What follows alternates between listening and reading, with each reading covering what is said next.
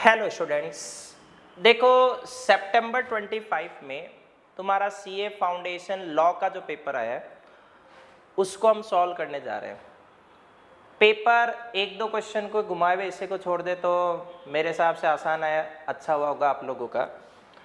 तो सबसे फर्स्ट देखो क्वेश्चन क्या दे रहा है, वीजी और पीजी ये अनलिस्टेड शेयर्स में ट्रेड कर रहे हैं पिछले 7 ईयर से, वो एक दूसरे से उधार लेते रहते हैं ब्ला ब्ला ब्ला।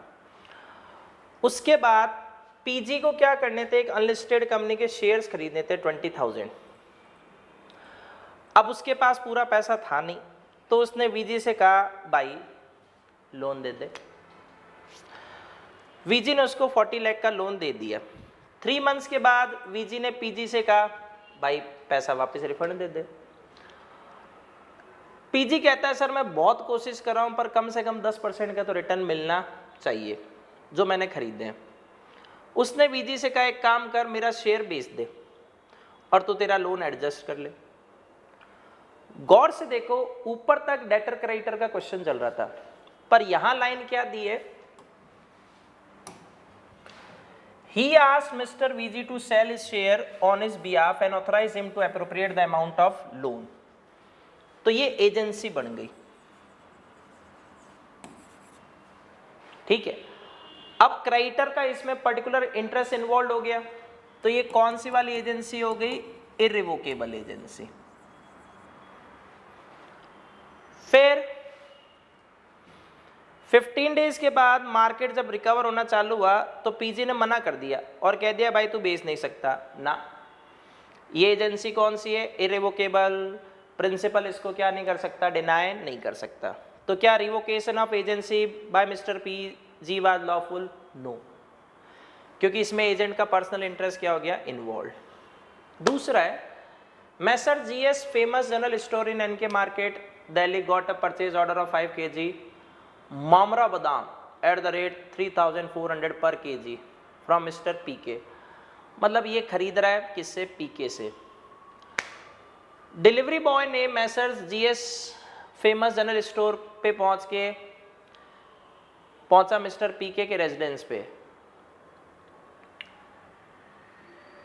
अच्छा ठीक है, ये सेलर है, पीके ने ऑर्डर दिया है तो ये कौन है, बायर है, ठीक है।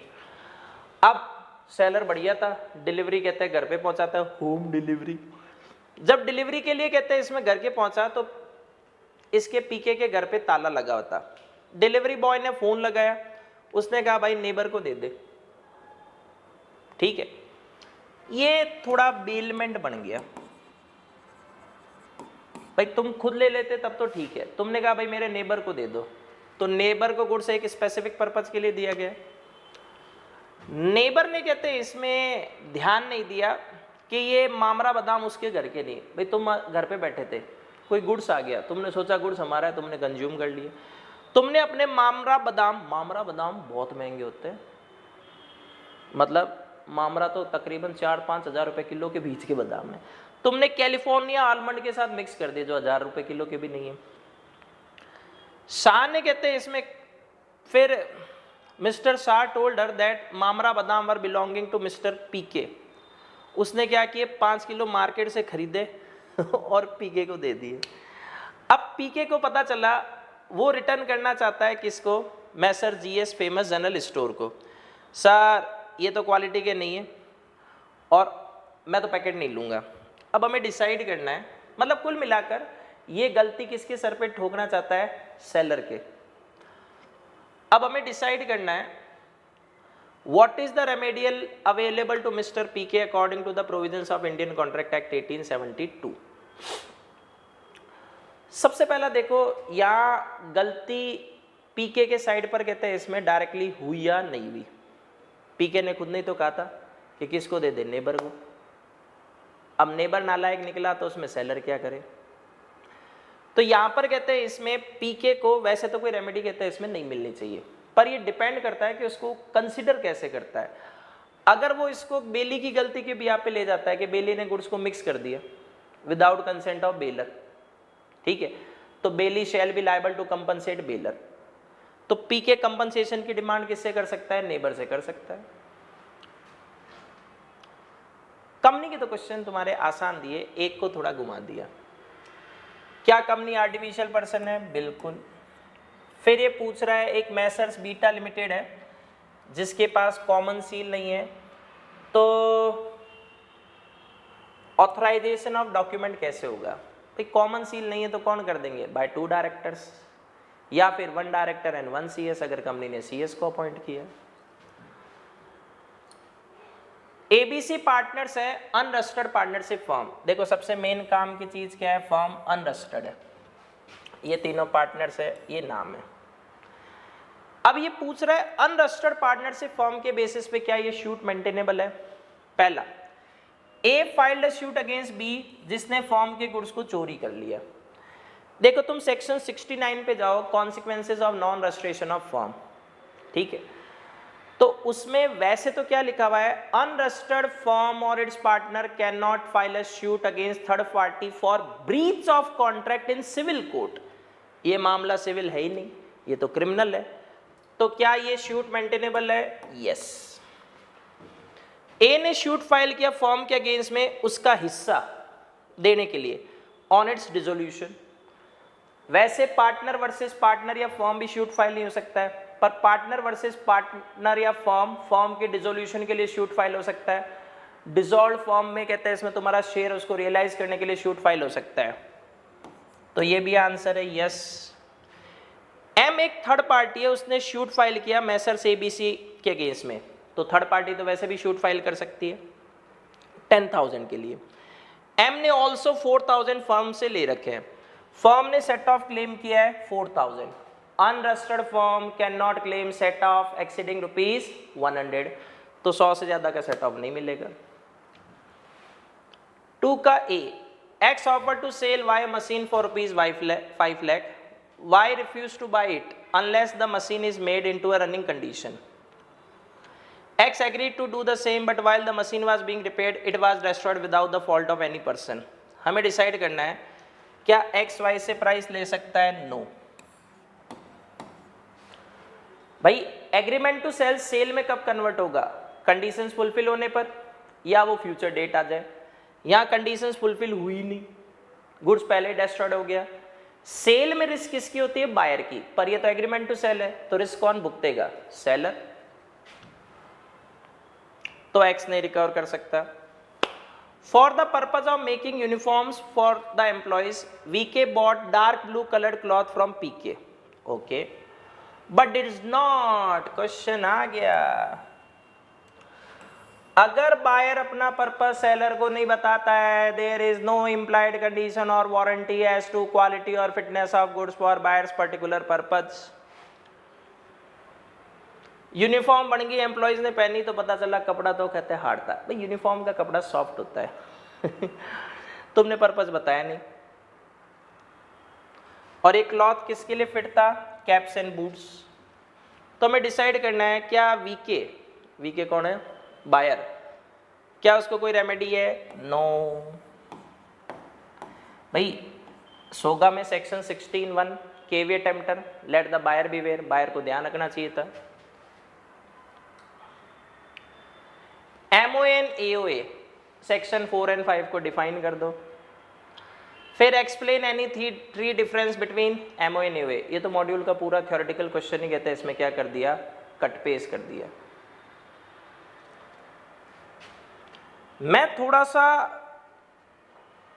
शॉक्ड तो नहीं कहूंगा, पर सरप्राइज जरूर कहूंगा। ICAI ने LLP पर केस स्टडी बना दी।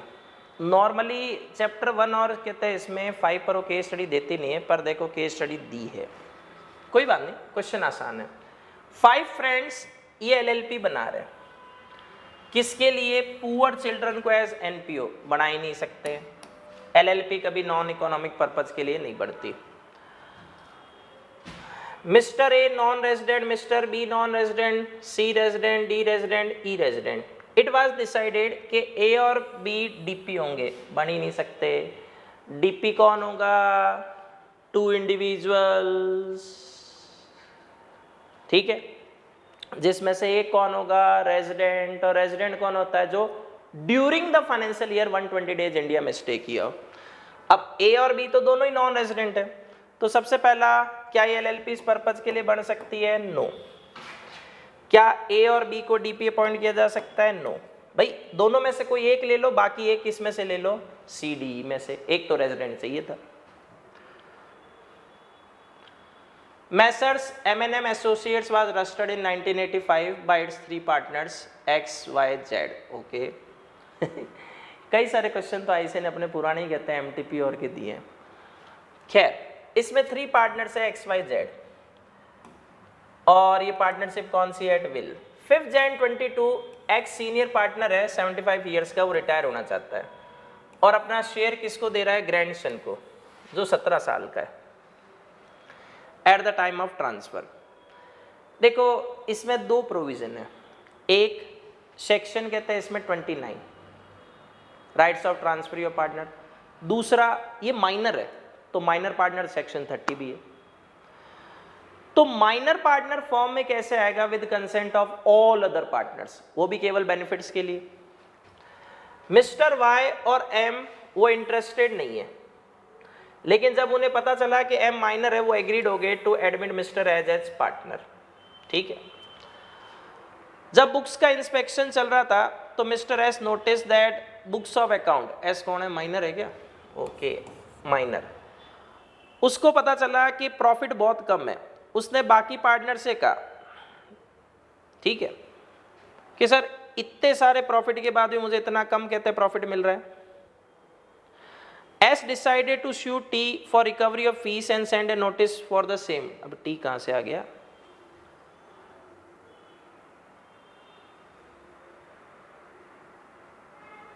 अच्छा, वो कह रहा है सर एक क्लाइंट T ने क्या नहीं किया, मुझे कहते हैं इसमें फीस नहीं दी, इसके लिए तुम्हें कम मिल रहा है। S T पे सूट फाइल कर रहा है और उसको नोटिस भेज दिया। T कह रहा है भाई तू तो केस फाइल नहीं कर सकता जब तक तू मेजर ना हो जाए। देखो सिंपल सा लॉजिक है, इन्होंने क्या किया है, 2 क्वेश्चन जो थे वो मिक्स कर दिए सेक्शन 29 और 30 के। ठीक है। माइनर पार्टनर क्या नहीं कर सकता? शूट फाइल नहीं कर सकता, क्योंकि वो पार्टनर है ही नहीं। माइनर पार्टनर बाकी पार्टनर जो फॉर्म के उन पे शूट फाइल कर सकता है when he decide to see where is connection with firm. तो टी सही कह रहा है। तो सबसे पहला, क्या एक्स रिटायर हो सकता है? यहां तक तो यस है, क्योंकि पार्टनरशिप एट विल में कंसेंट तो लेनी नहीं। क्या वो खुद इसको पार्टनर बना सकता है? नो। पर अगर बाकी पार्टनर्स दोनों एग्री हो जाए तो बेनिफिट्स के लिए इंट्रोड्यूस कर सकते हैं। क्या एस के पास right to inspect books of accounts है?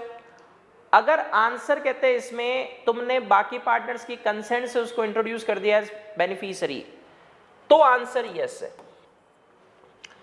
क्या वो शूट फाइल कर सकता है? No. RM was engaged in the trading of handloom items with his wife. One of their friends suggest कि सर एक प्राइवेट कंपनी बना लेनी चाहिए। इस क्वेश्चन में इन्होंने थोड़ा सा इंटर का वर्जन मिक्स किया है, section 18 conversion of company into other company. मेरा मानना है तुम्हें इसकी बोनस मार्किंग मिलेगी। नॉर्मली ओपीसी प्राइवेट कंपनी में कन्वर्ट होती है, यहां इन्होंने प्राइवेट कंपनी को ओपीसी में कन्वर्ट करवा दिया। खैर कोई बात नहीं, तो इन्होंने एक प्राइवेट कंपनी बनाई, कोई बात नहीं, ये दोनों मेंबर बन गए मियाँ बीबी, ठीक है, बला बला बला बला।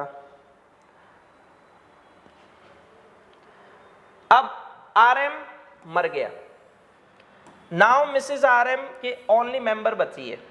एक फैमिली मेंबर ने सजेस्ट किया कि भाई तू तेरे ब्रदर को एज मेंबर ले लो, इसने मना कर दिया। अब ये प्राइवेट कंपनी को ओपीसी में कन्वर्ट करना चाहती है और उसके ब्रदर को नॉमिनी बनाना चाहती है जो लंदन यूके में। देखो तुम्हारे फाउंडेशन के मॉड्यूल तो पढ़ लेना, प्राइवेट कंपनी को ओपीसी में कन्वर्जन का कोई प्रोविजन नहीं है, ठीक है। तो इसमें सेक्शन 18 लगेगा कंपनीज एक्ट का, तो ये आईसी ने गलत दिया है, ये तुम्हारा आउट ऑफ सिलेबस है, पक्का इसकी बोनस मार्किंग होगी इस पार्ट की। रही बात तुम क्या कर रहे हो, कहते हैं इसमें लंदन यूके वाले भाई को यहाँ पे नॉमिनी बना रहे हो। देखो ओपीसी में सोल मेंबर और नॉमिनी कौन होता है? Natural person, major, citizen of India, whether resident in India और अदरवाइज। तो अब यहां पर इन्होंने भी रिसेंटली कोरिजेंडम में अमेंडमेंट भी दिया है, ये कहते हैं इसमें नॉन रेजिडेंट है, ठीक है। तो नए अमेंडमेंट के अकॉर्डिंग तो इसको मेंबर बनाया जा सकता है, बस इसके पास फॉरेन की सिटीजनशिप नहीं होनी चाहिए, वो इसने बताया भी नहीं है। तो whether Mrs RM's decision to convert the private limited company into a office is legally valid, yes. When Mrs. Aram's decision to nominate her brother Mr. A.K. as a nominee is not legally valid, कब नहीं होता? अगर उसके पास foreign citizenship होती, पर मेरे को लगता नहीं कि इतना जल्दी अमेंडमेंट कहते हैं इसमें यूज करेंगे। तो ये दो आंसर जरूर दे सकते हैं ऑल्टरनेट, एक पुराने वाले प्रोविजन पर बाई रेजिडेंट होना चाहिए, जो ये नहीं है तो नहीं बना सकते, दूसरा कहते हैं इसमें अगर रेजिडेंट होता तो बना सकते हैं। अब वो देखो क्वेश्चन बनाने के टाइम पे थोड़ा सा इनको दिमाग लगाना चाहिए। अगला लेते हैं, एबीसी को श्योरिटीज है for a loan of 4 lakh taken by R from XYZ bank. ये तो को श्योरिटीज खुद नहीं बता दिया। आर कौन हो गया? Principal debtor. लोन किससे लिया है? बैंक से। ये कौन हो गया? क्रेडिटर। 3 बॉन्ड है जिसमें ए कहता है भाई मेरी लायबिलिटी तो 1 लाख है, बी कहता है मेरी लायबिलिटी 2 लाख है, सी कहता है मेरी लायबिलिटी 4 लाख है। मॉड्यूल का एग्जांपल है। आर ने डिफॉल्ट कर दिया, बैंक पैसा मांगना चाहता है, ठीक है। तो सबसे पहला ईच को श्योरिटीज को कितना देना है? पहले 146। को श्योरिटीज की लायबिलिटी क्या होती है? Equally, equal. फिर लगाओ 147, इक्वल तो है but subject to their max liability,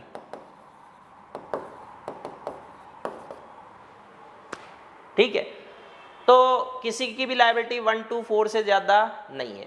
ये कह रहा है what will be your answer if the loan amount is 6 lakh instead of 4 lakh. देखो पहले समझो, 4 लाख में इनकी लायबिलिटी कैसे बटेगी? ए की मैक्स लायबिलिटी कितनी होगी? 1 लाख, क्योंकि ए ने लायबिलिटी पे लिमिट लगाई है, तो ये 147 से सॉल्व हो रहा है, ठीक है। बी ने कहते हैं इसमें कहा मेरी 2 और सी की 2, तो 4 लाख के केस में बाकी बचा हुआ किस में बांट दो? इन दोनों में। 3 लाख, सॉरी 1,50,000 ईच, और सी का भी 1,50,000, ठीक है। पर अगर ये लोन अमाउंट कहते हैं 6 लाख होता तो ए तो 1 लाख ही देगा। अब बी ने मैक्स कितनी बांध रखी है? 2 लाख, तो सी की जेब से कितने जाएंगे? 3 लाख, क्योंकि सी ने लायबिलिटी 4 लाख तक रखी हुई। तो ये 2 आंसर तुम्हें लिखने थे। फोर्थ का A, X visited a Cosmo Mega Mall Nagpur which has a variety of items for day to day use. Mall as a self service system.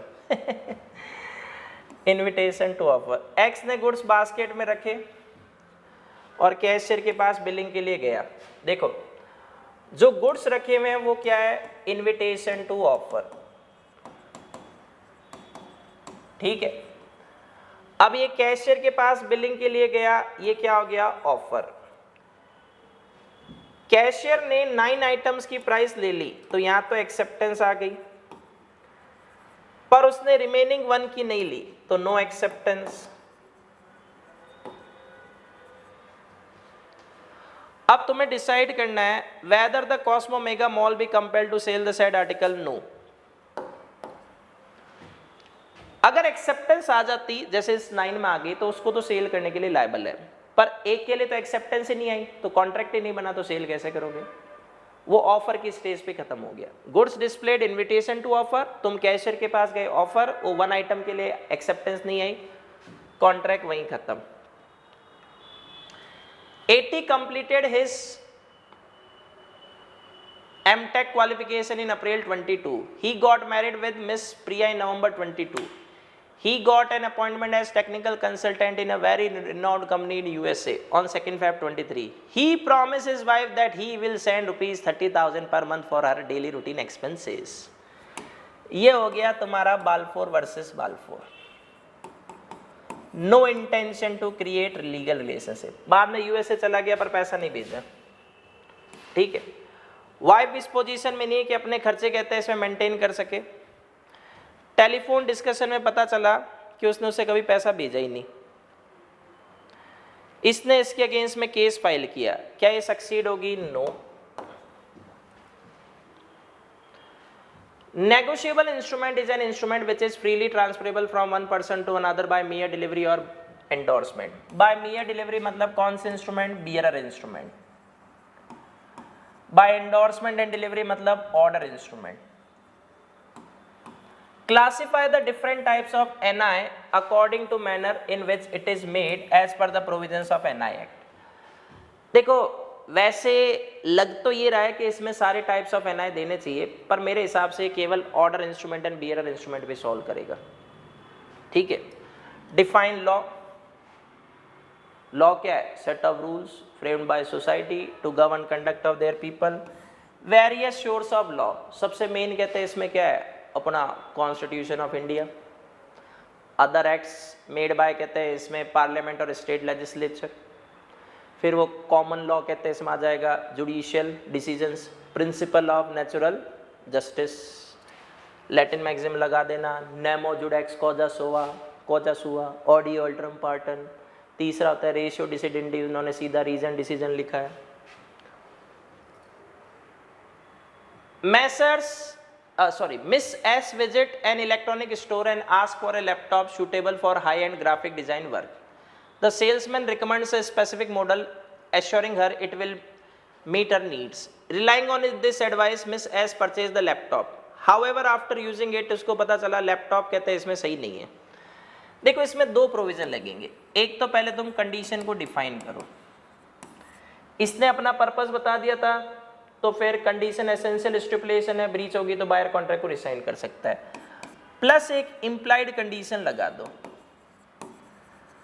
Buyer ने अपना पर्पस किसको बता दिया था? सेलर को। अगर गुड्स बायर के पर्पस को जस्टिफाई नहीं कर रहा तो buyer can rescind the contract, मतलब बायर गुड्स को रिजेक्ट कर सकता है। Mister S severe financial hardship है, उसकी वाइफ ने कहा गोल्ड लोन ले ले। ठीक है। 15 Jan 25 he pledged his wife's jewelry worth ₹30 lakh with one of his friend Mr. R. Pledge का आ रहा है और 25 लाख का लोन ले लिया।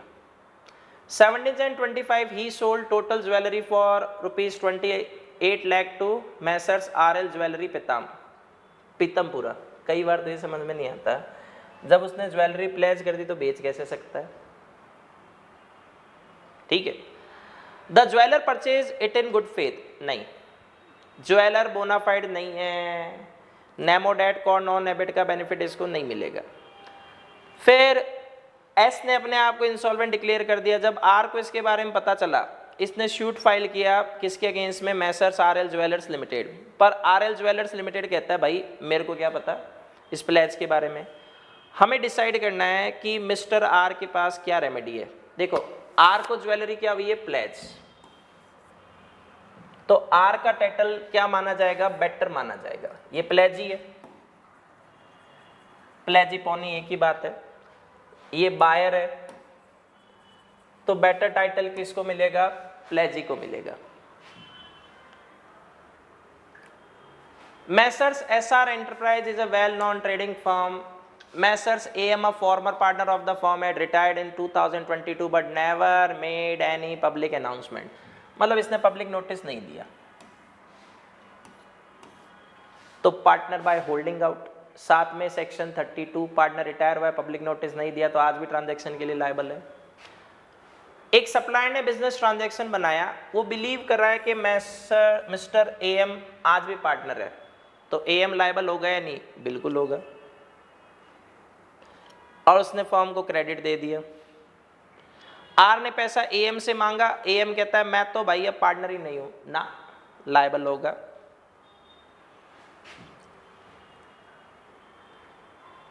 अब सेकंड इसने दिया है, एक LLP है, एक पार्टनरशिप फर्म है LMP एंड एसोसिएट्स, वो कारपेट मैन्युफैक्चरिंग में, उसमें सीनियर पार्टनर्स थे LMP। इन्होंने जी को कहते हैं इसमें एक्सपर्ट को इंट्रोड्यूस किया है एज पार्टनर। कोई बात नहीं, with consent of all partner section 31 कहता है नया पार्टनर आ सकता है। 10 Jan 24 को mister G accuse to unauthorise activities, इसके लिए एक्सपेल्ड कर दिया किसने, remaining partner. Section 33 3+3 expulsion of partner, तो दो सेट ऑफ 3 है। पहला एक्सपल्सन कहते हैं इसमें एज पर कॉन्ट्रैक्ट बिटवीन पार्टनर्स।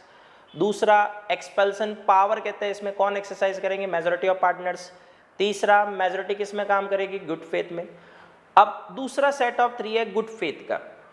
सबसे पहला एक्सपल्सन पार्टनरशिप के इंटरेस्ट में होना चाहिए, एक्सपर्ट पार्टनर को notice and opportunity of being कर देंगे। ऐसा करके एक्सपल्सन किया है तो एक्सपल्सन वैलिड माना जाएगा। तो क्या पार्टनर्स का एक्शन जस्टिफाइड है, यस, अगर जो मैंने तुम्हें कंडीशन बोली वो फुलफिल हो जाए। फैक्टर्स तुम्हें बता ही चुका हूं अभी, 3+3। अब इंडियन कॉन्ट्रैक्ट एक्ट के प्रोविजंस के अकॉर्डिंग बताओ ये स्टेटमेंट ट्रू है या फॉल्स है। Pledge of document of title to goods by mercantile agent with the consent of owner is invalid pledge, false.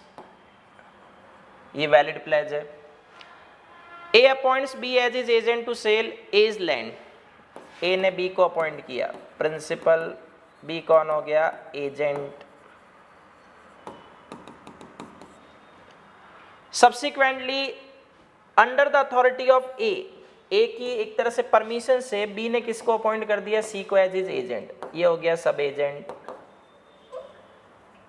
बाद में ए ने किसकी अथॉरिटी रिवोक कर दी, बी की, पर सी की नहीं। Consequently the authority of C can not be terminated, falls. भाई जब एजेंट की अथॉरिटी टर्मिनेट कर रहे हैं तो सब एजेंट की अथॉरिटी तो वैसे टर्मिनेट की जा सकती है। Third, contract of life insurance is not fully covered under the contract of indemnity, true. क्योंकि देखो लाइफ को वापस इंश्योरेंस कंपनी कंपनसेट नहीं कर सकती, जो मर गया वो मर गया। Next, K draws a bills of exchange payable 60 days after sight to mister J, drawer, drawee, नहीं एक सेकेंड, और ये है एन, ड्रॉई, मतलब 3 पार्टी बिल दिया है। जे कौन हो गया, होल्डर एंड पे। जे ने बिल होल्ड किया 30 days के लिए before presenting it to N, drawee for acceptance, N लिख दिया। एन ने बिल एक्सेप्ट कर लिया। अब तुम्हें बताना है कि बिल की मैच्योरिटी डेट कहते हैं इसमें क्या होगी। देखो सिंपल सा लॉजिक है, पेबल आफ्टर साइट है, तो जिस दिन तुमने प्रेजेंटमेंट फॉर साइट किया पहले इसमें क्या ऐड करो, 60 days, प्लस क्या ऐड करो, 3 days, टाइम इंस्ट्रूमेंट हो गई ना, ग्रेस पीरियड, तो ये बिल की मैच्योरिटी हो जाएगी। अब promissory note is made payable at a specific place on a fix date. Holder Mohan ने present the note for payment 2 days after the date. ओहो, 2 days का डिले, पहले तो लगाओ सेक्शन 64। अब जो मेकर है प्रॉमिसरी नोट का वो लायबिलिटी से डिस्चार्ज हो जाएगा। Does the delay in presentation affect mister Mohan's right to recover the amount. देखो ये अनफोर्सीन सर्कमस्टांसेस अगर सेक्शन 75A के बेसिस पे सॉल्व करेगा, अगर उस पे सॉल्व करेगा तो इस मोहन के राइट पे कोई फर्क नहीं पड़ेगा। पर अगर 64 पे सॉल्व करेगा तो मोहन के राइट क्या हो जाएंगे, खत्म, अब वो पैसा वसूल नहीं कर सकता। पर जहां तक दिख रहा है वो ये 75A लगाएगा यहाँ। What circumstances can a delay in presentation be excused, तो 75A लगा दो। अगर अनफोर्सिन डिले है जो beyond the control of holder है, फ्लड आ गया, अर्थक्वेक आ गया, तो उसमें होल्डर भी क्या करता। खैर, consent is said to be free when it is not caused by fraud, तो सेक्शन 14 ये बात कहता है कि कंसेंट फ्री कब कब मानी जाएगी, जब वो कॉर्शन, अंडर इन्फ्लुएंस, फ्रॉड, मिसरिप्रेजेंटेशन या मिस्टेक से ना ली गई हो। फ्रॉड को डिफाइन करो, सेक्शन 17 फ्रॉड की डेफिनेशन लिख दो। What would be effect of fraud upon validity of a contract, contract क्या बन जाएगा, voidable, section 19A। And state the instances in which a contract is not voidable, कब contract voidable नहीं होगा। देखो फ्रॉड कब होता है? जब कहते हैं इसमें एक पार्टी दूसरे को डिसीव करना चाहता है, दूसरा कहते हैं इसमें तुम्हारे कहते हैं फ्रॉड पे भरोसा करके वो कॉन्ट्रैक्ट में एंटर होने के लिए इंड्यूस हुआ, बराबर।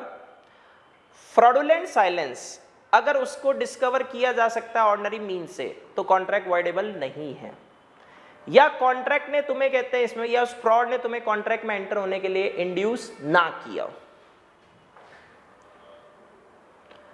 What is the meaning of term quantum meruit? जितना काम उतना दाम, as much as is earn और as much as is merited या according to the proportion of work done.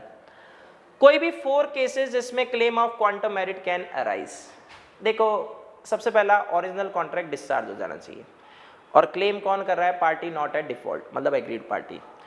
तो वॉइड एग्रीमेंट या वॉइड कॉन्ट्रैक्ट से किसी ने बेनिफिट लिया है तो बेनिफिट वापस लौटाना है।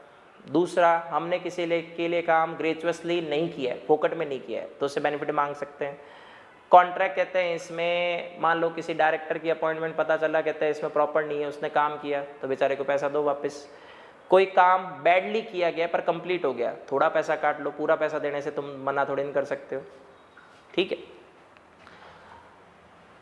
Contract of sale resembles with contract of hire purchase, चल झूठे, दोनों अलग अलग है।